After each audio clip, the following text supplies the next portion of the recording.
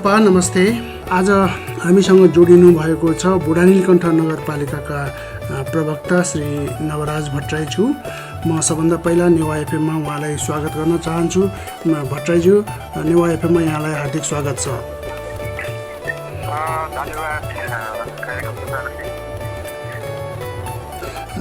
सबभन्दा पहिले म यहाँलाई के सोध्न चाहन्छु भने अहिले देशमा जताततै यो कोरोनाको स्थितिले गर्दाखेरि अलि स्थिति नाजुक भइसकेको स्थिति देखिन्छ, समाजमा फैलिसकेको स्थिति देखिन्छ र अहिले बुढानीलकण्ठ नगरपालिकाको स्थिति चाहिँ ठ्याक्कै भन्नुपर्दाखेरि कस्तो अवस्था छ हजुर?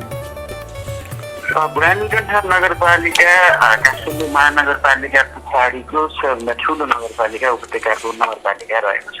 हजुर, यो नगरपालिका जनघनत्वको हिसाबले सबभन्दा ठुलो झन्डै 1,51,000 यहाँको हजुर 1,51,000 जनसङ्ख्या यहाँको रहेको छ। यो नगरपालिकामा अहिलेसम्म कोभिडको अवस्था हेर्ने हो भने 307 जना सङ्क्रमित, हिजोसम्मको अवस्थामा तपाईँलाई भन्दैछु 307 जनालाई सङ्क्रमणको अवस्था देखिसकेको छ। यो पिरियडमा 307 भन्नुभयो हो? 307 हजुर हजुर 307 जना सङ्क्रमितको अवस्था रहेको छ, जसमा महिला 127 जना, पुरुष 180 जना सङ्क्रमित रहनु भएको थियो, जसमध्ये 133 जना चाहिँ निको भएर घर फर्किसक्नु भएको छ। उहाँहरू आफ्नो दैनिक फर्किसक्नु भएको छ। र आजको दिनमा एक्टिभ केसेस हामीसँग 171 जना एक्टिभ केसेस छ। त्यो 171 जना एक्टिभ केसेसमा 100 जना पुरुष र 71 जना महिला हुनुहुन्छ। र यो पिरियडमा कोभिड-19बाट दुःखका साथ भन्नुपर्छ 3 जनाले मृत्युवरण गर्नुभएको छ। उहाँहरू 3 जना पुरुष हुनुभएको छ। र यो पिरियडमा बुढानीलकण्ठ नगरपालिकाले झन्डै 2500 को हाराहारीमा PCR टेस्ट सम्पन्न गरेको छ। 2500 हजुर। पछिल्लो समय हिजो मात्र पनि हामीले कन्ट्याक्ट ट्रेसिङमा रहेका र केही जोखिम समूहमा रहेकाहरूलाई PCR टेस्ट गरेका छौँ। हजुर। हिजो मात्र पनि हामी 176 जनाको 196 जना PCR टेस्ट गरेका छौँ। त्यसको चाहिँ रिपोर्ट आउने चरणमा छ। हामीले अहिले विभिन्न हामी अहिले सङ्क्रमितहरूको टेस्ट सँगसँगै कन्ट्याक्ट ट्रेसिङको लागि हामीले वडा वाइज टिम बनाएका छौँ। त्यसै गरी प्रत्येक बुधबार हामी टेस्टको लागि सेड्युल बनाएका छौँ। र नगरपालिकाभित्र सब सङ्क्रमणका लागि 2वटा टिम बनाएका छौँ। र हामीले जो होम आइसोलेसनमा बस्नुहुनेछ त्यो होम आइसोलेसनमा बस्नेहरूको टेकिङ केयरका लागि बुढानीलकण्ठ नगरपालिकाले जनप्रतिनिधिहरूको संयोजकत्वमा सम्बन्धित वडाध्यक्ष अथवा वडा सदस्यको संयोजकत्वमा 3 सदस्य, 1 सङ्क्रमित बराबर 3 सदस्य एउटा समिति बनाएको छ। 1 सङ्क्रमितले 3 जना, 1 सङ्क्रमित बराबर 3 जनाको समिति बनाएको छ। त्यो 3 जनाको समितिमा त्यो एरियाको वडाध्यक्ष अथवा वडाध्यक्षले तोकेको कुनै जनप्रतिनिधि त्यसको संयोजक हुनेछ। र अर्को 1 जना चाहिँ मेडिकल टिमको हाम्रो स्वास्थ्यकर्मी हुनुहुन्छ। र अर्को 1 जना बिरामीले उठाएको बिरामीको सहयोगी अथवा त्यो टोल छिमेकको टोल सुधार समितिको नेतृत्व, यो 3 जनाको समिति हुन्छ।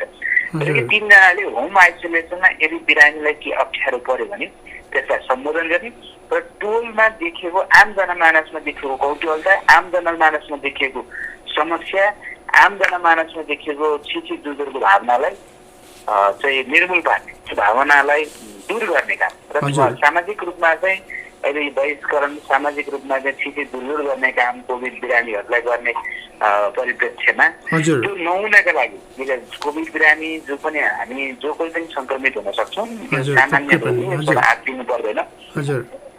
त्यस कारणले हामीले बिरामीलाई सहयोग गर्न जरुरी छ। हेरको भावले होइन, माया र प्रेमको जरुरी छ। त्यस कारणले कसैलाई केही समस्या छ, तपाईँहरू आफ्नो घरमा बस्नुहोस्, आफ्नो दैनिक काममा व्यस्त हुनुहोस्। उहाँको बारेमा फेरि धेरै चिन्ता लिइरहनु पर्दैन। उहाँ सचेत हुनुहुन्छ, सुरक्षित हुनुहुन्छ भनेर आम जनमानसमा सञ्चार गर्ने काम पनि यो समितिले गर्छ।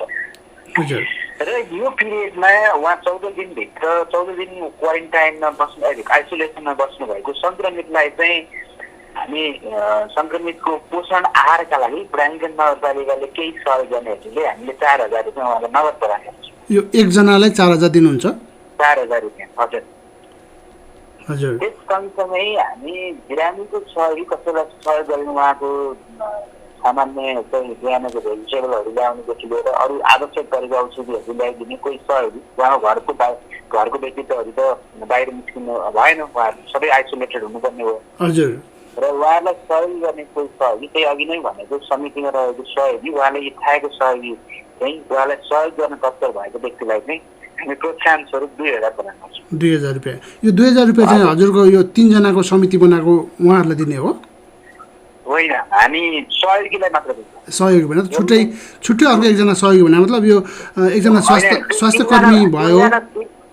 3 जना समितिमा चाहिँ 1 जना चाहिँ हामी सहयोगी नै राख्छौँ। ए हजुर एकजना सहयोगीलाई त्यो सहयोगीलाई चाहिँ जो सहयोगी त्यो फेरि उसले इच्छाएको व्यक्ति, जो सङ्क्रमित छ सङ्क्रमितले इच्छाएको व्यक्ति, सङ्क्रमितको नजिकको व्यक्ति। हजुर बुझेँ। उसलाई चाहिँ उसको चाहिँ दैनिकी सहजीकरण गर्नको लागि दैनिक रूपमा उसलाई सहयोग पुर्याउने व्यक्ति। हजुर उसलाई सोध्छौँ फेरि सबैजना लिन नचाहने पनि हुनुहुन्छ, स्वतन्त्र रूपमा सहयोग पनि गर्न चाहनुहुन्छ भने त्यसलाई भएन, कोही सहयोग पनि गर्नुहुन्छ र उहाँहरू लिन चाहनुहुन्छ भने हाम्रो त्यो खालको फेसिलिटी पनि छ। र अर्को हामी सङ्क्रमितलाई चाहिँ एउटा मेडिकल किट तयार गरेका छौँ। त्यो मेडिकल किटमा चाहिँ मास्क, सेनिटाइजर अनि त्यस पछाडि डिसइन्फेक्ट गर्ने औषधि लगायतका थर्मोमिटर लगायतका औषधिहरू छन्। त्यो औषधिहरू चाहिँ हामी मेडिकल किटको रूपमा पनि सङ्क्रमितको घरमा गएर दबाई हजुर फेरि कोभिडको विरुद्धमा ब्राह्मण नगरपालिकाले झन्डै 50 बेडको आफ्नै आइसोलेसन बनाइन्छ। आइसोलेसन पनि रहन्छ। हामी करिब 7वटा वडामा हामी क्वारेन्टाइनहरू पनि बनाएका छौँ। त्यो क्वारेन्टाइन पनि रहन्छ। तर समग्रमा ब्राह्मण नगरपालिकाले एकदमै हामी चाहिँ अहिले हामीले जसको चाहिँ एकदमै समस्या जो चाहिँ सिम्टोमिक बिरामीहरू सिम्टोमेटिक जसमा देखिएको छ, जसको ज्वरो आएको छ, जसलाई रुगा लागेको छ, त्यो बिरामीहरूलाई पनि वडामा गएर चाहिँ सम्पर्कहरू उहाँहरूको नाम लेखिसकेपछि उहाँहरूलाई पनि टेस्ट गर्ने वातावरण बनाउँछ। टेस्ट गर्ने उहाँलाई पनि प्रमुख प्राथमिकताका छन्। टेस्ट गर्ने वातावरण गरेर समग्रमा यी त यस्ता कामहरू चाहिँ ग्रामीण नगरपालिकाले अहिले कोभिडको सन्दर्भमा गरिरहेको म तपाईँको सञ्चार माध्यमबाट आम जनमानसमा प्रश्न पार्न चाहन्छु। धेरै राम्रो। स्वास्थ्य कर्मीहरूलाई अब यो समाजमा घृणा गर्ने एकदमै हेला गर्ने किसिमको वातावरणमा पनि तपाईँहरूले धेरै अगाडि बढेर कार्यक्रमहरू गरी चेतना जगाउने काम गर्नुभएको रहेछ। धेरै राम्रो कुरा हो। ब्राह्मण नगरपालिका तपाईँले आज काठमाडौँ भ्यालीको सबै हस्पिटलहरूमा गएर हेर्न सक्नुहुन्छ। हामी चाहिँ त्यही पोस्टरको माध्यमबाट पनि सबैलाई सम्मान गर्ने, सबैलाई प्रोत्साहन गर्नको लागि हामी एउटा महिला समूह दिदीबहिनीहरूको एउटा समूहसँग मिलेर सबैलाई उत्प्रेरणा जगाउने, सबैलाई प्रोत्साहित गर्ने कर्ममा हामी लागिरहेका छौँ। उहाँ दिदीबहिनीहरू पनि एकदमै दत्तचित्त भएर लाग्नु भएको छ। आज धेरै हस्पिटलहरूको अगाडि ग्रामीण नगरपालिकाले चेयर गरेको पोस्टरहरू तपाईँले देख्न सक्नुहुन्छ। यो पनि हामीले चाहिँ यो बेलामा सुरक्षाकर्मी, स्वास्थ्य कर्मीहरू धेरै अहोरात्र खटिनु भएको छ। उहाँहरूको जोस र जाँगरले हामीले पनि मजाले सबै आम जनमानसलाई अलिकति चयनको सास मिलेको छ। नत्र यो आउट अफ कन्ट्रोल यतिखेरसम्म हुन सक्ने अवस्था छ। यसलाई केही हदसम्म कन्ट्रोल एक नागरिकको सहिष्णुताका कारणले पनि सम्भव भएको। त्यो सँगसँगै उहाँहरू दत्तचित्त भएर लाग्नु भएको कारणले धेरै बिरामीहरू हाम्रो देशले एकदम सामान्य छ। अन्य मिलेको हेर्ने भने त्यो भनेको स्वास्थ्य कर्मीहरूले काम गरेका कारणले, सुरक्षाकर्मीहरूको सजगताका कारणले। त्यस कारणले जो यो कर्ममा लाग्नु भएको छ ती सबै तमाम व्यक्तित्वहरूलाई ग्रामीण नगरपालिकाले प्रोत्साहन कलाम स्वरूप ग्रामीण नगरपालिकाले चाहिँ अनर गर्ने यो अभियान सुरु गरेका हौँ। यो अभियानले तपाईँको मिडियाको आँखामा परेको छ। यसमा धेरै हामीलाई पनि एकदम खुसी तुल्यायो। धेरै राम्रो यो कामहरू गर्नुभएको रहेछ। अब भनौँ न सङ्क्रमितलाई तपाईँले 4000 सहयोग गर्ने र उसलाई असिस्ट गर्ने, उसलाई सहयोग गर्ने सहयोगीलाई फेरि 2000 गर्दाखेरि एकजना सङ्क्रमितको लागि तपाईँहरूको 6000 रुपियाँ नगरपालिकाले नै सहयोग गरिरहेको भने धेरै राम्रो कुरा हो। अब मेडिकल किट पनि मेडिकल किटहरू हजुर यस्तो सबै सुविधाहरू उपलब्ध गराई धेरै राम्रो काम गरिरहनु भएको रहेछ। कतिपय नगरपालिकाहरूमा सायद तपाईँले गर्नुभएको सेवाहरू दिइरहेको अवस्था छैन। हामीले धेरैसँग कुरा गरिरहेका पनि छौँ।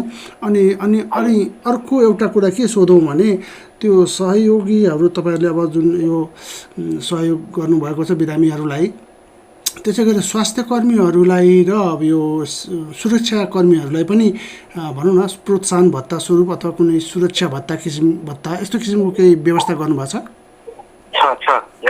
तपाईँले हामीले स्वास्थ्य कर्मीहरूलाई चाहिँ 75% उहाँहरूको तलब रेगुलर तलब भत्तामा 75% कोभिड भत्ता भनेर चाहिँ हामीले उपलब्ध गराउने निर्णय गरिसकेका छौँ। र रानीगञ्ज नगरपालिकाभित्र सुरक्षामा खटिने सुरक्षाकर्मीहरूको लागि खाजा भत्ता भनेर रु 1000 पनि प्रदान गर्ने हामीले निर्णय गरिसकेका छौँ। एकजनालाई 1000? हजुर, प्रत्येक दिन? होइन, प्रत्येक दिन। त्यो चाहिँ हामीले अहिले कोभिडको पिरियडमा पर मन्थको रूपमा सामान्य उहाँहरूलाई पनि प्रोत्साहन उहाँहरूको मनोबललाई उच्च राख्नका लागि उहाँहरूको सपोर्टको लागि हामीले सुरु गऱ्यौँ भने अन्य सेक्टरबाट पनि यसलाई हुनसक्छ भनेर यो हामीले प्रतिनिधिमूलक ढङ्गले यो सुरुवात गरेका छौँ। हजुर, पक्कै पनि एकदमै राम्रो काम गर्नुभएको रहेछ। यो स्वास्थ्य कर्मीहरू सुरक्षाकर्मीहरूलाई उहाँहरू पक्कै पनि उहाँहरू फ्रन्ट लाइनमा गएर काम गर्नुपर्ने हुन्छ। अहिले काठमाडौँका मेयरज्यूलाई पनि र नागार्जुन नगरपालिकाका मेयरज्यूलाई पनि अलिकति सङ्क्रमण भएको हामीले सुनिरहेका छौँ। त्यस कारण तपाईँहरू पनि एकदमै सजगताका साथ एकदम सुरक्षित तवरबाट काम गर्नुहोला भन्ने मैले आशा गरेको छु। अनि अर्को एउटा कुरा म यहाँलाई के सोध्न चाहन्छु भने हाम्रो नगरपालिकामा बाहिरी जिल्लाबाट प्रवेश गर्ने द्वार पनि भएकोले चाहिँ त्यहाँबाट फेरि अब हामीले जति यहाँ आफ्नो नगरपालिकाभित्र जति सुरक्षा अपनाएर जे जति विधि अपनाए पनि फेरि नयाँ प्रवेश गर्नेहरूले गर्दाखेरि त्यो रोग सङ्क्रमण नघट्ला भन्न सकिन्छ। त्यतातिर के कस्तो कदमहरू चाल्नु भएको छ? हाम्रो आफ्नै त्यस्तो खालको खुला नाका चाहिँ हाम्रो अर्को बाहिरी जिल्लासँग जोडिएको छैन। त्यस कारणले गर्दा हामीलाई त्यस्तो ठुलो समस्या त छैन। तथापि पनि काठमाडौँमा छिर्ने नाकाहरू, नजिकैका नाकाहरू, हाम्रै छिमेकी नगरपालिकाका नाकाहरू अरू छिमेकी जिल्लाहरूसँग जोडिएको कारणले गर्दाखेरि फेर त छँदैछ। त्यसमा चाहिँ हामी आम नागरिकलाई, यहाँका टोलवासी, यहाँका वडावासीहरूलाई हामीले के आग्रह गरेका छौँ, तपाईँका नयाँ मान्छे कोही देख्नुभयो भने इमिडिएट उसको जानकारी चाहिँ वडा कार्यालय दिनुहोस्। केही अगाडि काठमाडौँमा निर्वाध रूपमा आउने क्रम, नाकाहरूबाट निर्वाध रूपमा आउने क्रमले गर्दाखेरि यो जोखिम बढेको, यो लेभलको जोखिम थिएन। त्यस कारणले हामी अझै केही समय सचेत हुनु जरुरी छ।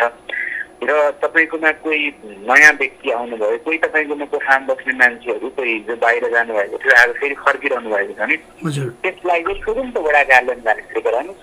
उहाँ पिसिआर टेस्ट गरेर आउनु भएको छ कि छैन त्यो चेक गर्नुहोस्। र यदि रहन्छ भने वडा कार्यालयले उहाँहरूको पिसिआर टेस्ट उहाँलाई अनिवार्य रूपमा होम क्वारेन्टाइनमा यदि आइसक्नु भएको अवस्थामा भने होम क्वारेन्टाइनमा चाहिँ बस्ने वातावरण बनाउनको लागि चाहिँ आम टोलवासी, वडावासी हामीले चाहिँ नागरिकले अब कस्तो छ भने यो राज्य र राज्यको उपल्लो निकायमा अथवा स्थानीय निकायमा रहने सबै जनप्रतिनिधि, सुरक्षाकर्मीहरूले मात्र गरेर हुने चिज हो। यो अहिले सङ्क्रमणकालीन अवस्था हो। यतिखेर हामी विश्वमै महामारीमा छ। यो महामारीमा जबसम्म कम्युनिटीमा अवेर हुँदैन, जबसम्म कम्युनिटी लेभलमै चाहिँ यसको बारेमा चाहिँ कम्युनिटीले चाहिँ आफ्नो ठाउँको ख्याल आफूले गर्दैन, त्यसो गर्न सकिएन भने यो स्थिति भयावह हो। त्यस कारणले हामी कम्युनिटीलाई नै स्वतः स्फूर्त रूपमा परिचालन गर्नलाई चाहिँ यहाँको टोलस्टार समिति, यहाँका महिला समूह, यहाँका क्लबहरूलाई चाहिँ हामीले परिपत्र गरेका छौँ। उहाँहरूको त्यहाँको विशेष निगरानी, त्यहाँको पसलहरू जस्तो अहिले जोदेखि आजदेखि त अब हामी अर्को श्रृङ्खलामा प्रवेश गरौँ। हिजोसम्म बेग्लै निषेधाज्ञा थियो, आजदेखि हाम्रो लकडाउनको मोडालिटी केही चेन्जेस भयो, अलिकति फरक छ, टुप्पो छ। त्यसो गरिरहँदा पनि हामी हिजो जस्तो कोभिड नभएको अवस्थामा फर्किन सक्ने अवस्था छैन। घरमा चाहिँ पसलहरूले सुरक्षा सतर्कता अप्नाएर छैन भन्ने कुरा त त्यहाँको टोलवासीलाई थाहा हुन्छ। हामी सबै हामी मानिलियो, हामी जान्छौँ, हामी गएर चाहिँ एकचोटि कुनै पसल बन्द गरायौँ, सुरक्षाकर्मी पनि गयौँ भने हामी गइसके पछाडि फेरि त्यो व्यवसायी साथीहरूले खोलेको देखिन्छ। हामी जब हिँड्यो खोलेको देखिन्छ। योबाट चाहिँ आदत भइसकेको हामीले अब यो कुरा चाहिँ कम्युनिटीमा अवेर गर्न सक्यो भने त्यहाँको टोलस्टार समिति, महिला समूह, क्लबहरूलाई एक्टिभ गर्यो भने उहाँहरूले नै त्यहाँनिर चाहिँ अनुगमन गर्नुहुन्छ, उहाँहरूले नै त्यहाँनिर चाहिँ रेकी गर्ने काम गर्नुहुन्छ। त्यो भएर अब चाहिँ कम्युनिटीलाई स्वतः स्फूर्त रूपमा चाहिँ परिचालित गर्नुभयो। कम्युनिटी नै परिचालित भयो भने चाहिँ अझै सुरक्षा सतर्कता हुन्छ, स्वास्थ्य सुरक्षा सतर्कता अप्नाउँछ। जुन टाइममा जुन पसल खोल्ने भनेको आजदेखि त अलिक विविधता छ। फेरि अझै कुन टाइममा फरक पसलहरू खोल्ने छ, दिन नै फरक छ। यो कुरालाई चाहिँ कम्युनिटी लेभलमै ट्रान्सफर गर्न सक्यो भने, कम्युनिटी लेभलमा अवेर गर्न सक्यो भने चाहिँ अलिक फ्रुटफुल हुन्छ, रिजल्ट राम्रो आउँछ। हामीले अवेर हुनुपर्ने कुरा चाहिँ साँच्चै सबैमा चाहिँ चेतना जगाउन सकिन्छ, सबैमा त्यो कुरा चाहिँ दिमागमै झुकाउन सकिन्छ भन्ने कुरोले चाहिँ हामी कम्युनिटी परिचालनमा पनि अलिक विशेष फोकस दिएको छौँ। कम्युनिटीहरूलाई चाहिँ हामीले परिपत्र गरेर कम्युनिटीहरूलाई फोन गरेर यो गर्नको लागि चाहिँ आग्रह गरिरहेको छौँ र कम्युनिटीहरू पनि यहाँ स्वतस्फूर्त रूपमा लागिरहेको देखिन्छ। हजुर, धेरै राम्रो। अनि अब यो कम्युनिटीहरूमा अहिले सरिसकेको अब प्रवेश गरिसकेको स्थिति पनि अब कतिपय नगरपालिकाहरूमा देखिसकेको छ। अब यो अहिले फेरि गभर्मेन्टले चाहिँ निषेधाज्ञा अलिकति खुकुलो पार्ने भन्ने किसिमको जुन रूप ल्याएको छ, त्यसले गर्दाखेरि हाम्रो यो अहिले सङ्क्रमण चाहिँ अब यस्तो त नहोस् भन्ने कामना गर्छु, तर महामारीको रूपमा फैलिन सक्ने सम्भावना पनि पर्याप्तै छ। त्यसको लागि कुनै उपायहरू, कुनै पूर्व तयारीहरू केही गर्नुभएको छ तपाईँले? अब यसको पूर्व तयारी भनेको त मैले अघि नै भनिसकेँ, हामीले हाम्रो लेभल भएर क्वारेन्टाइन र आइसोलेसन हामीले पनि छैन। हजुर, त्यसलाई पर्याप्त मात्रामा कति भनौँ न अब सङ्ख्या बढाउने अथवा पर्याप्त मात्रामा चाहिन सक्ने सम्भावना हुन्छ नि महामारीकै रूपमा फैलियो भने त? त्यो हामीले त्यतातिर पनि ध्यान आकर्षित गरिरहेका छौँ। अन्य सम्भावित क्षेत्रहरू हामी बयान गर्न अहिले नेपाल सरकारले भर्खरै 649वटा स्थानीय तहमा जहाँ नगर अस्पताल छैन त्यहाँ नगर अस्पताल खोल्ने, त्यहाँ चाहिँ 5 बेडेड हस्पिटलसम्म खोल्ने अवधारणा ल्याइरहेको छ। ग्रामीण नगरपालिकाले पनि हामीले केही अगाडि नगर अस्पताल बनाउनको लागि स्टार्ट गरिसकेका छौँ। त्यतिकै त्यो बिल्डिङको काम सुरु हुँदैछ। तर हामी यही बिचमा चाहिँ अब हामीले नागरिकलाई त प्रब्लम के भयो भने सामान्य रोगको उपचार पनि अब कोभिडका कारणले नपाउने आउँछ। ठुलो समस्या चाहिँ त्यो देखिन्छ। त्यस कारणले अब ग्रामीण नगरपालिकाले पनि आफ्नो भौतिक संरचना स्थापना नभए अब भौतिक अन्य रेन्जमै भौतिक संरचना हेरेर हुन्छ कि त्यो चाहिँ नगर अस्पताल पनि एउटा खोल्नुपर्छ ताकि नागरिकलाई सामान्य स्वास्थ्य सेवा स्वास्थ्य सेवा चाहिँ त्यहाँबाट डेलिभर गर्न सक्यो। जेनरल मेडिसिन, जेनरल फिजिसियनहरूबाट दिने सेवाहरूसम्म त्यहाँको हाम्रो चाहिँ नगर अस्पतालबाट दिनु सक्यो भने एक लेभलको सुरक्षा चाहिँ नागरिकलाई प्रदान गरिन्छ। अर्को कुरा चाहिँ तपाईँले अब अहिले के देखिन्छ कम्युनिटीमा चाहिँ भन्नु तर कम्युनिटी होइन, अहिले फ्यामिलीमा चाहिँ अलिक धेरै देखियो। एउटा फ्यामिलीमा ट्रान्सफर भइसकेपछि त्यो फ्यामिलीको चाहिँ हिजो अस्ति चाहिँ के देखिन्थ्यो भने एउटा फ्यामिलीको एकजनालाई भयो भने अरू कसैलाई हुँदैन, कन्ट्याक्ट बेसिङमा हामी टेस्ट गर्थ्यौँ तर देखिन्छ। तर आज कसैलाई एउटा फ्यामिलीको एउटालाई देखियो सुरु भयो भने त्यो फ्यामिलीभरिको 2-3जनालाई देखियो। फ्यामिलीमा चाहिँ एकदमै ट्रान्सफर भएको छ। यो पनि एउटा कम्युनिटी लेभलमा ट्रान्सफर भएको सङ्केत हो। त्यस कारणले अहिले अब एउटा राहतको कुरा चाहिँ जति पनि बिरामीहरू भेटिएको छ तिनीहरू चाहिँ सिम्टम छैन कि एसिम्टोमेटिक भेटिएको कारणले त्यो सिम्टम नभएको बिरामी भेटिएको कारणले चाहिँ केही राहतको छ, फेर्ने पर्ने अवस्था छ। किनभने आइसोले हामीले थाहा छ पछिल्लो समय त अलिकति प्रदेश सरकारको सक्रियताका कारणले गर्दाखेरि काठमाडौँमा अलिकति आइसोलेसनको सङ्ख्या पनि बढ्दो क्रममा छ। आइसोलेसन केन्द्र सरकारले पनि हस्पिटलहरूलाई अनिवार्य आइसोलेसनको कुरा गरिसकेपछि केही सहजीकरण भएको अवस्था देखिन्छ र स्थानीय तहहरूले पनि प्रत्येक स्थानीय तहले आफ्नो लेभलबाट कति सकिन्छ त्यो आइसोलेसनको सङ्ख्या पनि बढाइरहेको छ। र हामी पनि आइसोलेसनको सङ्ख्या हाम्रो अनुपातमा जसरी सङ्क्रमितको सङ्ख्या बढ्दो रेसियोमा छ हामी 50बाट अर्को 50-100 बेडेड चाहिँ आइसोलेसनमा बढाउने हाम्रो प्लान रहेको छ र हाम्रो प्लान अर्को नगर हस्पिटल पनि तुरुन्तै सञ्चालनमा ल्याउने एउटा प्लान छ जो स्वास्थ्य सुरक्षा सतर्कता अन्तर्गत यो अभियान र कोभिडको लागि नागरिकलाई कोभिडको सन्दर्भमा गरेको हामी चाहिँ अहिले कुनै नागरिकलाई चाहिँ ग्रामीण नगरपालिकाले कुनै नागरिकलाई स्वास्थ्य समस्या आयो भने अहिले चाहिँ हाम्रो एम्बुलेन्स सेवा चाहिँ 24 घण्टाको एम्बुलेन्स सेवामा चाहिँ अरू जेनरल रोगको लागि पनि जेनरल डिजिजको लागि पनि समस्या भयो भने चाहिँ उहाँलाई हस्पिटल पुर्याउनको लागि पनि हामीले एम्बुलेन्सको सेवा पनि प्रदान गरिरहेको छौँ। त्यस कारणले यी कामहरूले गर्दाखेरि नागरिकलाई एक खालको सेवा प्रदान भइरहेको छ र यिनीहरू चाहिँ अब केही हदसम्म अब सबैभन्दा ठुलो कुरा त मैले अघि नै भने अलिक अवेर हुने अब जति पनि एसएमएसको कुरा छ सोसियल डिस्टेन्स, मास्क, सेनिटाइजरको प्रयोगको हात धुने कामहरू रेगुलर रूपमा नयाँ मान्छेहरू नभेट्ने, आफ्नो गर्नै पर्ने काम बाहेक घरबाट बाहिर ननिस्किने यही सतर्कता अप्नाएर मात्रै यो रोगबाट बच्न सकिन्छ। यो रोगको औषधि छैन, सबैलाई थाहा भएको कुरा हो। त्यस कारणले जति धेरै हामी अवेर हुन्छौँ त्यति धेरै हामी सचेत त्यति धेरै बच्छौँ र अरूलाई पनि बताउन सक्छौँ। र अहिले नागरिकमा हामीले मेनली नागरिकलाई दिलाउनु पर्ने चेतना भनेको पनि यही हो रेडियो चेतना सँगसँगै सङ्क्रमित भएकाहरूलाई पनि यी र यी लगायतका कामहरू चाहिँ हामीले गरिरहेका छौँ। हजुर, धेरै राम्रो। अब सबभन्दा पहिला नागरिकहरूलाई जनमानसमा चेतना जगाउने काम गर्नुपर्छ। यो आफैले समाजमा आफैले आफ्नै लागि नगरिकन यो रोग निर्मूल हुनेवाला छैन। त्यसैले यहाँहरूको यो प्रयास एकदम सफल होस् भन्ने म कामना गर्दै अब अन्त्यमा यहाँको केही अरू यो बाहेक अरू केही बताउनु पर्ने अवस्था स्थिति केही छ अथवा भनौँ अब हाम्रो श्रोताहरूलाई केही जानकारी अरू थप दिन चाहनुहुन्छ? यहाँ सबै रेडियो सुनिरहनु भएका सम्पूर्ण श्रोता स्पेसल्ली ब्रानीगञ्ज नगरवासीलाई यहाँहरू सबैले सुरक्षा सतर्कता अपनाइदिनुहोस्। यहाँको घर आँगनमा भएका गतिविधिमाथि निगरानी गरिदिनुहोस्। यो टाइम अलिकति कष्टकर छ, निकै लामो समय भयो, करिब 6-7 महिनादेखि हाम्रा आर्थिक गतिविधिहरू शून्य छन्। हाम्रो कयौँको रोजगारी गुमेको छ, कयौँको आर्थिक अवस्था अत्यन्त दयनीय अवस्थामा पुगेको छ।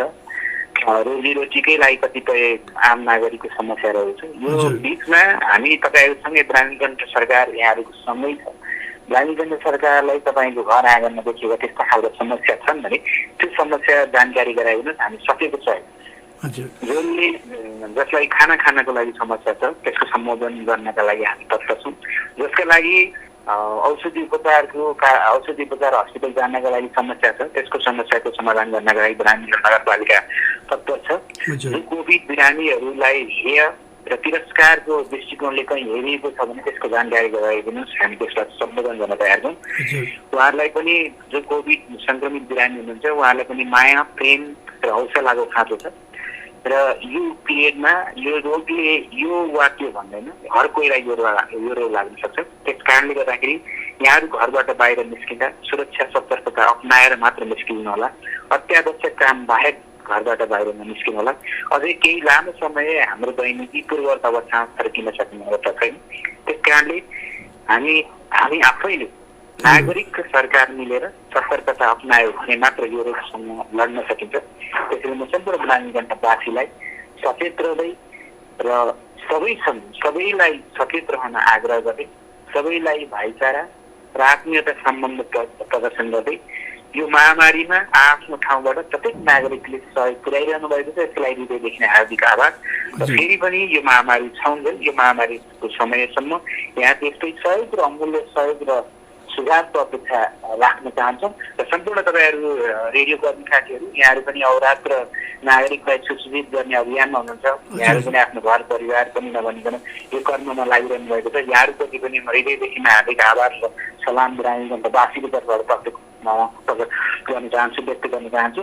र यहाँहरूको नागरिक, देश र समाजलाई सुसूचित गर्ने अभियान निरन्तर चलिरहोस् भन्दै ब्रानीगञ्जवासीको तर्फबाट शुभकामना व्यक्त गर्न चाहन्छु। धेरै धन्यवाद। मलाई पनि आफ्नो मनोभावना ब्रानीगञ्जले गरेका कामका बारेमा यहाँको सञ्चार माध्यमबाट राख्ने अवसर प्रदान गरिदिनु भएकोमा हृदयदेखि हार्दिक आभार र धन्यवाद व्यक्त गर्न चाहन्छु। धेरै धेरै धन्यवाद नवराज भट्टराईज्यू। अनि भविष्यमा पुनः हामी यहाँसँग जोडिने प्रयास गर्नेछौँ। सुरक्षित रहनुहोला भन्दै आज हामी यहाँसँग छुट्टिन्छौँ। उहाँ हुनुहुन्थ्यो बुढा नीलकण्ठ नगरपालिकाका प्रवक्ता नवराज भट्टराईज्यू।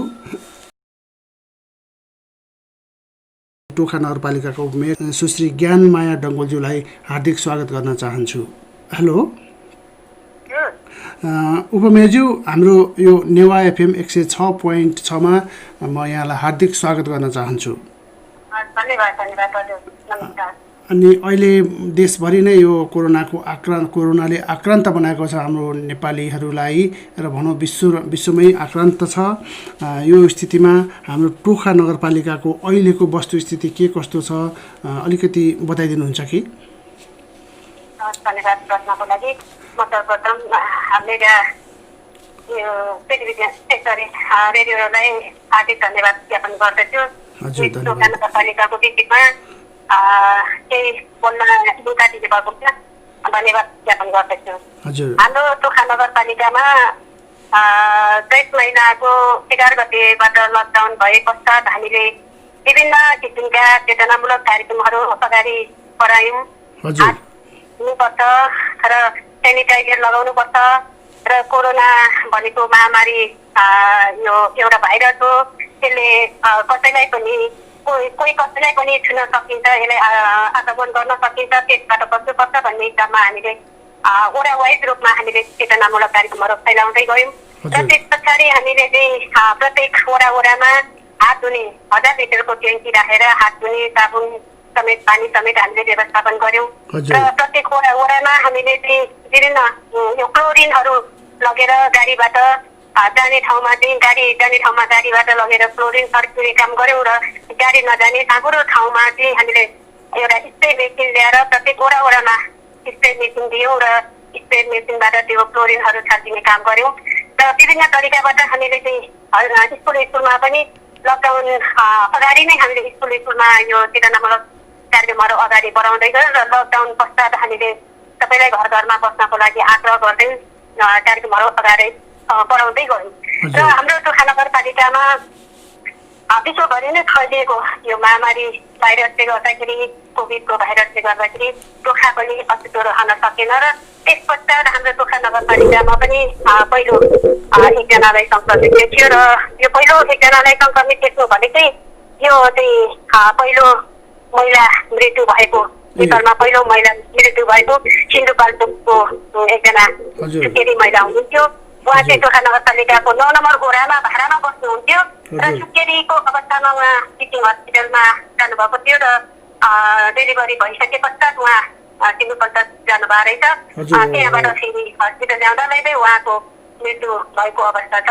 यसरी हाम्रो टोखा नगरपालिकामा सङ्क्रमित अगाडि बढ्यो र त्यसको कन्ट्याक्ट ट्रेसिङमा हामीले चाहिँ लाग्यौँ र कन्ट्याक्ट ट्रेसिङबाट त्यसबाट कोही पनि पोजिटिभ आएन र दिन प्रतिदिन हाम्रो टोखा नगरपालिकामा यो टोखा नगरपालिका भनेको 9 नम्बर वडा 10 नम्बर वडा भनेको यो बसपाट एरिया बालाजु बसपाट एरिया भएको कारणले गर्दाखेरि सबै 77 जिल्लाको नाका पर्ने भएको कारणले गर्दाखेरि विभिन्न मानिसहरू आएर बस्ने भएको कारणले गर्दाखेरि त्यहाँ अलिकति 10 नम्बर वडामा सङ्क्रमितहरू बढ्दै गयो र त्यो बढ्दै गएको अवस्थामा पनि हामीले टोखा नगरपालिकाबाट यो विभागबाट स्वास्थ्य मन्त्रालयबाट एउटा बाट हामीले निर्देशन आए अनुसार हाम्रो चाहिँ कन्ट्याक्ट ट्रेसिङको स्वास्थ्यकर्मीहरूलाई चाहिँ तयार गर्यौँ र टिसिआरको लागि हामीले मेन पावरहरू थप्दै गरेर टोखा नगरपालिकाभित्र रहेका मेडिकल पर्सनहरू को हुनुहुन्छ र ल्याब टेक्निसियनहरू को हुनुहुन्छ यो अवस्थामा टोखा नगरपालिकामा कसैले सहयोग गर्न चाहनुहुन्छ भोलिन्टियर गर्न चाहनुहुन्छ भन्ने कुरामा हामीले चाहिँ एउटा सूचना जारी गर्यौँ र टोखा नगरपालिकामा रहेका मेडिकल पर्सनहरू म भोलिन्टियर गर्न चाहन्छु भनेर आउनुभएको अवस्था पनि छ। हामीले उहाँहरूलाई खाजाको व्यवस्थापन गरेर क्याम्पहरू पनि हामीले तयार गऱ्यौँ र त्यो अवस्थामा अहिलेसम्म पनि हाम्रो कन्ट्याक्ट ट्रेसिङमा लाग्ने 2टा टिममा एकदम पर्फेक्टली उहाँहरू लागिरहनु भएको छ र स्वास्थ्यकर्मीहरू पनि दिन प्रतिदिन उहाँहरूले दिने योगदान एकदम दिन रात अगोरात खटेर उहाँहरूले सेवा गरिरहनु भएको छ र त्यो अवस्थामा उहाँहरू स्वास्थ्यकर्मीहरूलाई सम्पूर्ण टिमलाई म हार्दिक धन्यवाद ज्ञापन गर्दछु र उहाँहरूले दिएको योगदानलाई हामीले कदर गरेर उहाँहरूलाई पहिलो चरणमा हामीले 100% पक्का दिने सिस्टम बनायौँ र यो लकडाउन अलिकति खुकुलो भइसके पश्चात फेरि पनि अब बिचमा अलिकति खुकुलो र भयो र त्यो खुकुलो भइसके पश्चात पनि विभिन्न वडा हाम्रोहरूमा चाहिँ सङ्क्रमितहरू बढ्दै गयो र त्यो सङ्क्रमित बढ्दै गइसकेपछि हामीले कन्ट्याक्ट ट्रेसिङलाई बढायौँ र वृहत रूपमा चाहिँ हामीले कन्ट्याक्ट ट्रेसिङबाट टिसिआर गर्यौँ र टिसिआरबाट हामीले चाहिँ फेरि पनि मान्छे बढ्दै सङ्क्रमित बढ्दै गयो। त्यस पछाडि निषेधाज्ञा लागू हुनेभन्दा अगाडि नै हामीले के सोच्यौँ भन्दाखेरि अब हरेक डेडिकेटेड हस्पिटलमा पनि ठाउँ नभएको अवस्था केन्द्र सरकारबाट आइसोलेसन बनाएको अवस्था उसमा पनि आइसोलेसनको व्यवस्थापन नभएको अवस्था र त्यो आइसोलेसन बनाउनु भन्दा अगाडि हामीले चाहिँ 25 बेडको एक ठाउँमा चाहिँ क्वारेन्टाइन बनाएका थियौँ। वडा नम्बर 7मा यो चाहिँ तिलिङटार स्कुलमा क्वारेन्टाइन बनाएका थियौँ। त्यो तिलिङटार स्कुलमा लगभग हामीले 100 जनालाई क्वारेन्टाइनमा राख्यौँ र त्यो अवस्थामा अहिले चाहिँ निषेधाज्ञा भइसके पश्चात पनि हामीले चाहिँ एउटा प्राथमिक स्वास्थ्य केन्द्र टोखा वडा नम्बर 2 मा चाहिँ प्राथमिक स्वास्थ्य केन्द्र रहेको थियो र त्यसलाई हामीले आइसोलेसन बनाउनु पर्छ र टोखा नगरपालिकाका सङ्क्रमितहरूलाई लगेर कहाँ राख्ने भन्ने अवस्था भइसके पश्चात र यो समाजमै फैलिएको अवस्था भएको कारणले गर्दाखेरि एउटै परिवारमा 6 जना 7 जनासम्म सङ्क्रमित भएको अवस्थामा हामीले यो आइसोलेसन बनाउनु पर्छ भन्ने हिसाबमा ती प्राथमिक स्वास्थ्य केन्द्रलाई आइसोलेसन व्यवस्थापन गर्यौँ। सुरुमा 17 बेडको आइसोलेसन व्यवस्थापन गर्यौँ र त्यो आइसोलेसनमा एवं बेडमा हामीले बेडहरू थप्दै गयौँ र 28 बेड अहिले 11 बेड फेरि ल्याइसकेका छौँ। यसरी हामीले 50 बेडसम्म आइसोलेसन बनाउने टार्गेट छ र त्यो आइसोलेसनमा हामीले चाहिँ एउटा समिति बनाएर मेरो नेतृत्वमा एउटा समिति बन्यो। त्यो चाहिँ आइसोलेसन व्यवस्थापन तथा निर्माण तथा व्यवस्थापन भनेर मेरो नेतृत्वमा सर्वदलीय राखेर 9 जना समिति बनाएर चाहिँ एउटा व्यवस्थापन गर्नको लागि जिम्मेवारी कार्यपालिका बैठकबाट जिम्मेवारी मैले पाएको थिएँ। त्यो जिम्मेवारी पाइसके पश्चात म भोलिपल्टै समितिहरूको बैठक राखेर हामीले तत्कालै तयार गर्यौँ र तयार गरिसकेपछि हामीले 7 गते 6 गते हामीले चाहिँ तयार गरिसक्यौँ र 7 गते हामीले उद्घाटन गर्यौँ र 7 गते बेलुका नै हामीले सङ्क्रमितहरू ल्याएर त्यहाँ सेवा सुविधा दिन खुवाउन थाल्यौँ र अहिलेसम्ममा त्यो हिसाबमा चाहिँ अहिलेसम्म त्यहाँ सङ्क्रमितहरू जस्तो आज पनि 2 जनाको डिस्चार्ज भइसकेको छ। हामी गएर चाहिँ उहाँहरूलाई बिदाई गरेर आइसकेका छौँ। एवं बेडमा चाहिँ यो चाहिँ बिदाई भएर जाने 16 जना उहाँहरू बिदाई भएर गइसक्नु भएको छ।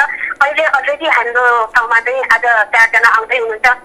3 जना आउन बाँकी छ, 3 जना आइसकेको छ र अहिले आइसोलेसनमा हाम्रो 14 जना हुनुहुन्छ र त्यो आइसोलेसनमा बसिएका सङ्क्रमितहरूलाई पौष्टिक आहार दिनुको साथै हामीले चाहिँ 4 पटक हामीले उहाँहरूलाई चाहिँ खुवाउनुपर्छ भन्ने हिसाबमा हामीले त्यो पनि व्यवस्थापन गरेका छौँ र उहाँहरूको मनोबल आत्मबल बढाउनको लागि उहाँहरूलाई निराशा नहोस् भन्नको लागि उहाँहरू म बिरामी भनेर चाहिँ त्यो सोचबाट परिवर्तन गरेर उहाँलाई आत्मबल बढाउनको लागि बिहान योगाको क्लास पनि हामीले सञ्चालन गर्यौँ र मनोसामाजिक विमर्शकर्तालाई लगेर उहाँहरूलाई सामाजिक सम्बन्धी चाहिँ उहाँहरूलाई आत्मबल बढाउनको लागि त्यो पनि हामीले एवं गर्दै आइरहेका थियौँ।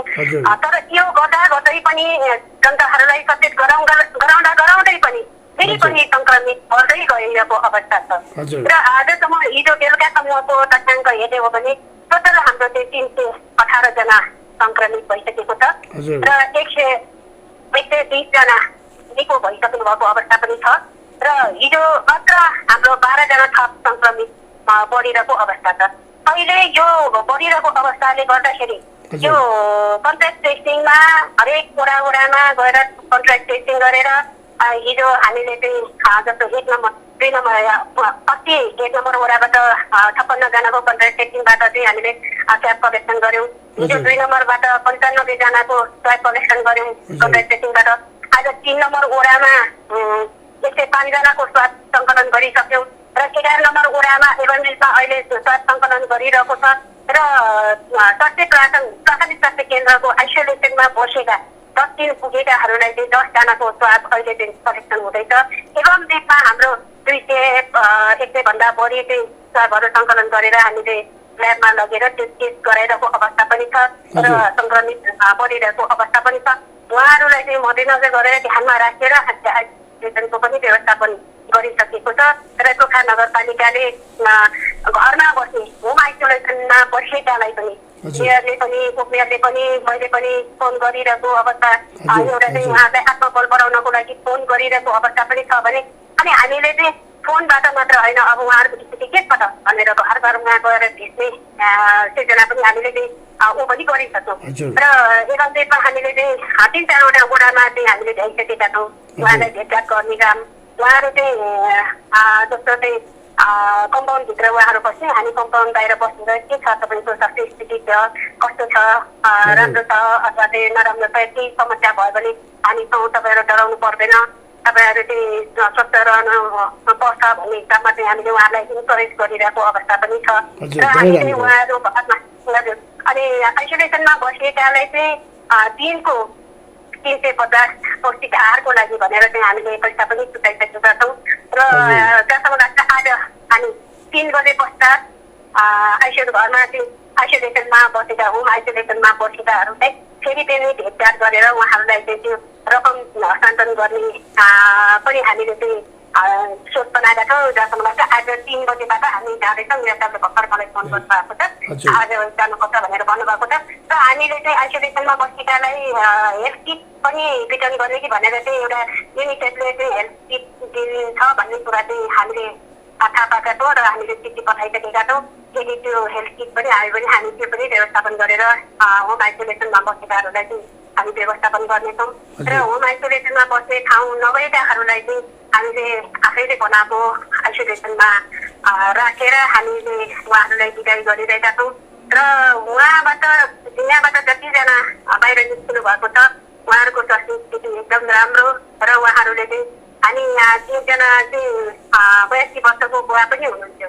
उहाँ 82 वर्षको बुवालाई चाहिँ अलिकति ज्वरो आएर हामीले चाहिँ यहाँ राख्नुभन्दा डेडिकेटेड हस्पिटलमै पठाउनुपर्छ भनेर चाहिँ आर्मी हस्पिटलमै पठाएको र उहाँ त्यहाँ बस्न नमानेर फेरि 10:30 बजे बेलुकै फर्किनु भएको अवस्था पनि छ। अनि कुनै चाहिँ आइसोलेसनमा जस्तो अर्को केन्द्रले सञ्चालन गरेको आइसोलेसनमा बस्ने व्यक्तिहरूले पनि टोखा नगरपालिकाले गरेको आइसोलेसनमा चाहिँ एकदम ठिक छ, म त्यहाँ आउँछु यहाँ छोडेर भनेर चाहिँ उहाँले फोन गरेको अवस्था पनि छ। तर हामीले चाहिँ होइन तपाईँ त्यही बस्नुपर्छ, यहाँ चाहिँ यस्तो छ, हामीले चाहिँ व्यवस्थापन गरेका छौँ गर्न त। तर तपाईँहरू पनि त्यहाँ पनि एकदम चाहिँ उसमा रहनु भएको छ, सुरक्षित ठाउँमै रहनु भएको छ, तपाईँले आत्तिनु पर्दैन र केही पर्यो भने हामी छौँ भनेर उहाँहरूलाई चाहिँ सम्झाइरहेको अवस्था पनि छ। हजुर, धेरै खुसी लाग्यो, धेरै राम्रो कामहरू गरिरहनु भएको रहेछ। अन्य नगरपालिकाको दाजुमा यो हाम्रो टोखा नगरपालिका पनि कम छैन, धेरै राम्रो काम गरिरहेको रहेछ। अनि जाँदै म एउटा अर्को प्रश्न के सोध्छु भने यहाँलाई यो हाम्रो स्वास्थ्यकर्मीहरू भए, सुरक्षाकर्मीहरू भए, उहाँहरू फ्रन्टलाइनमा तपाईँहरू जस्तै अगाडि बढेर जानुहुन्छ, अब आफ्नो स्वास्थ्यको ख्याल नराखिकन बिरामीको उपचार गरिरहनु भएको हुन्छ, कोही सुरक्षा गरिरहनु भएको हुन्छ। उहाँहरूलाई चाहिँ अब समाजमा अलिकति नराम्रो दृष्टिले हेर्ने वातावरण पनि यताउता सुनिन्छ। त्यो विषयमा हाम्रो टोखा नगरपालिकाको स्थिति के छ? हजुर, यो विषयमा चाहिँ म तपाईँले अघि भन्नुपर्ने यसमा चाहिँ मैले गरेँ।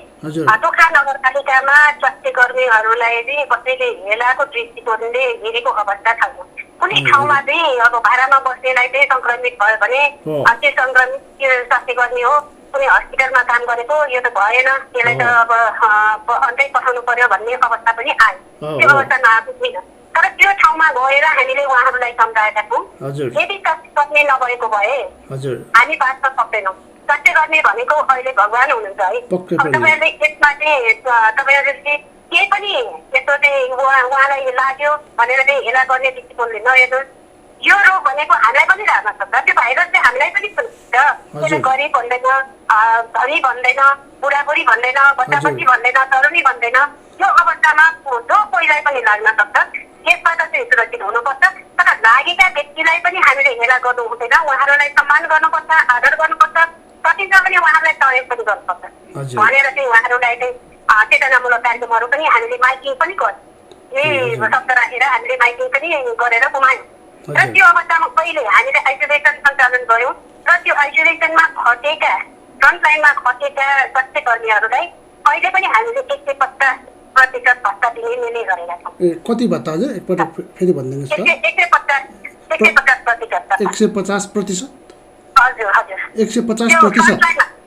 हजुर, 150% भत्ता दिने भनेर हामीले निर्णय गरेका छौँ। त्यो चाहिँ आइसोलेसनमा खट्ने कर्मचारीलाई, स्वास्थ्य कर्मीहरूलाई। त्यहाँ जस्तो गार्ड हुन्छ, अनि शारीरिक सहयोग हुनुहुन्छ, डक्टर हुनुहुन्छ, नर्स हुन्छ, प्यारामेडिक हुनुहुन्छ होइन।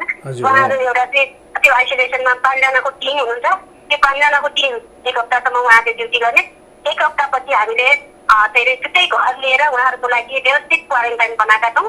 त्यो क्वारेन्टाइनमा राखिरहेका छौँ र एवं दिनमा हामीले एउटा टिमलाई क्वारेन्टाइनमा राखेर अब 14 दिन भइसकेको छ। उहाँहरूलाई चाहिँ PCR टेस्ट गरिसक्यौँ, उहाँहरू सबै नेगेटिभ आइसकेको छ, स्वास्थ्य कर्मीहरू सबै टिमै। अनि अर्को एउटा टिम फेरि चाहिँ टिम चेन्ज भइसकेको छ, ड्युटी चेन्ज भइसकेको छ, उहाँहरूलाई क्वारेन्टाइनमा लगेका छौँ र फेरि हामीले चाहिँ आइतबार यो चाहिँ एवं दिनमा चाहिँ स्वास्थ्य कर्मीहरूको चाहिँ ड्युटी चेन्ज गराइरहेका छौँ र उहाँहरूलाई चाहिँ उहाँहरूको पनि आत्मबल राम्रो होस्, उहाँहरूले गरेको दुःख, उहाँहरूले गरेको सेवा योलाई चाहिँ कदर गर्नुपर्छ भन्ने हिसाबमा चाहिँ हामीले त्यो पनि गऱ्यौँ। र अन्य कर्मचारी जस्तो चाहिँ स्वास्थ्य कर्मीहरू, अन्य चाहिँ स्वास्थ्य चौकीहरू छन्, शहरी स्वास्थ्य क्लिनिकहरू छन्, त्यो उहाँहरूलाई पनि हामीले चाहिँ भत्ता दिने व्यवस्था चाहिँ गरेका छौँ। र जहाँसम्म लाग्छ स्वास्थ्य कर्मीहरूलाई कहीँ कतै पनि हामीले कन्सिडर गरेका छैनौँ। र राम्रै हामीले चाहिँ गरेका छौँ। उहाँहरू पनि खुसी हुनुहुन्छ र उहाँहरू जस्तो एउटा स्वास्थ्यकर्मी भनेको भगवान हुन्, उहाँहरूलाई चाहिँ मान्नुपर्छ, आदर गर्नुपर्छ भन्ने हिसाबमा हामीले टोखा नगरपालिकाले त्यो सोचेर हामीले चाहिँ गरेका छौँ।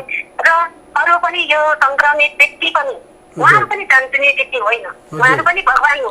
जस्तो उहाँहरू संक्रमित व्यक्ति निको भएर गएका एकजना व्यक्तिले एउटा एक पोका प्लाज्मा दिनुभयो भने 4 जनाको ज्यान बचाउन सकिन्छ। उहाँ मात्र चान्चुने कुरा होइन। त्यस कारण समाजले नबुझिरहेका कारणले गर्दाखेरि उहाँलाई हेलाको दृष्टिकोणले हेरिरहेको अवस्थामा हामीले यो पनि भनेका छौँ त, यो उहाँहरू हेलाको दृष्टिकोण उहाँलाई हेर्नु हुँदैन, उहाँहरू अझ भगवान छ। उहाँहरूले एकजना व्यक्तिले 4 जना व्यक्तिलाई चाहिँ जोगाउन सकिन्छ भने उहाँहरू त भगवान होइन होइन। उहाँलाई चाहिँ हामीले आदर गर्नुपर्छ भनेर चाहिँ त्यो चेतनामूलक कार्यक्रम पनि हामीले गरेको अवस्थामा हामी प्रत्येक घरमा गएको अवस्थामा अरू समाजले यो घरमा जानुभयो नि त, जानु हुने रहेछ नि त, कुरा गर्न मिल्ने रहेछ नि त भन्ने कुरा चाहिँ समाजले सिकिसकेको छ। र यो समाज चाहिँ अहिले यो हेलाको दृष्टिकोणले चाहिँ हेरेको अवस्था छैन र उहाँले राम्रै व्यवहार गरिरहनु पर्छ।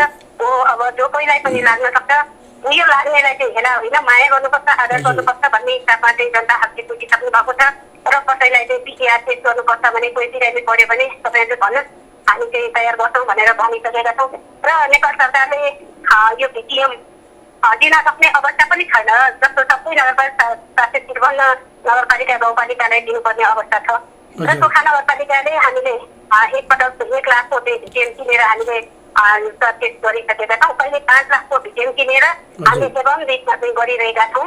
र हामी जस्तो नेपाल सरकारले देला हामीले चाहिँ कलेक्सन गरौँला भनेर हामी चाहिँ चुप्पाएर बसेका छैनौँ। हामी आफैले स्थानीय सरकारले नै खर्च गरेर हामी अगाडि बढेका छौँ। हजुर, धेरै राम्रो। अहिले भन्ने भने अब कोभिडका बिरामीहरू जो रिकभर भएका बिरामीहरू हुन्छन् उहाँहरूबाट अहिले प्लाज्मा थेरापी भन्छन् यसलाई। यो पद्धतिबाट एकजनाको ब्लडले अरू 3-4 जनालाई निको हुन सक्ने, यो कोरोनाको पोजिटिभ निको हुन सक्ने थेरापी पनि अहिले विकसित भइसकेको छ। यो अवस्थामा अब भनौँ न, अब कोभिडका अब हुँदै पनि कोभिडका कारणले कुनै अब अन्य रोगीहरूलाई पनि हाम्रो त्यतातिरको हस्पिटलहरूमा अब भर्ना नलिने, चेकै नगर्ने किसिमको अलिकति जनगुनासो पनि सुनिन्छ नि। यतातिर के छ अहिले?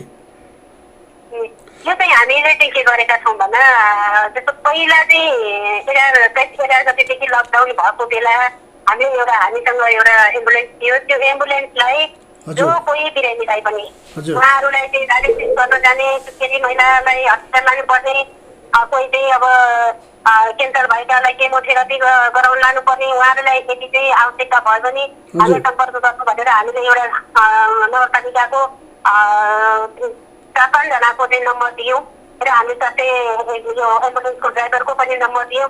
र त्यो हिसाबमा हामीले निःशुल्क उहाँहरूलाई चाहिँ हस्पिटल लाने हामीले पुर्याइदिने हो। अनि उहाँहरू फर्किने बेला अर्को एम्बुलेन्सबाट आउनुहुन्छ, हामीले यो व्यवस्थापन गरेका थियौँ। अहिले पनि हामीले चाहिँ एम्बुलेन्सको व्यवस्थापन छ। र अहिलेसम्म चाहिँ जस्तो यो पिएचसीमा हाम्रो डेलिभरी केस पनि थियो, डेलिभरी पनि थियो।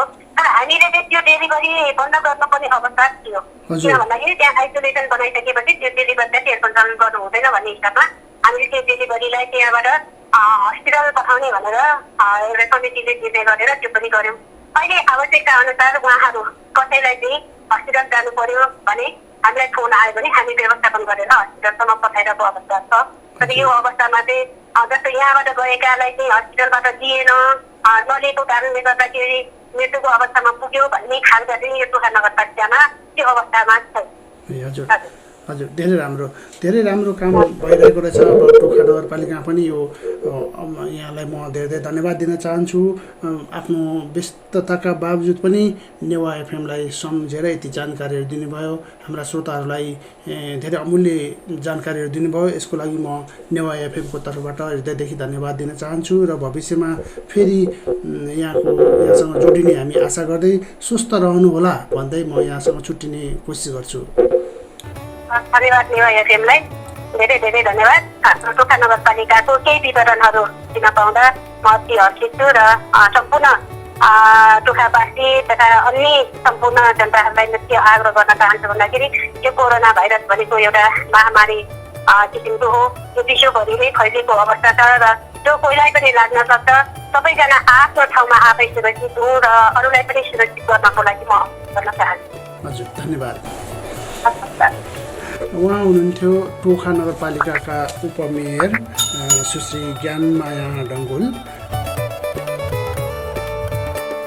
आजको कार्यक्रमबाट सराना महर्जन प्रविधि संयोजनतर्फ म आज्ञा चाहन्छु। नमस्ते।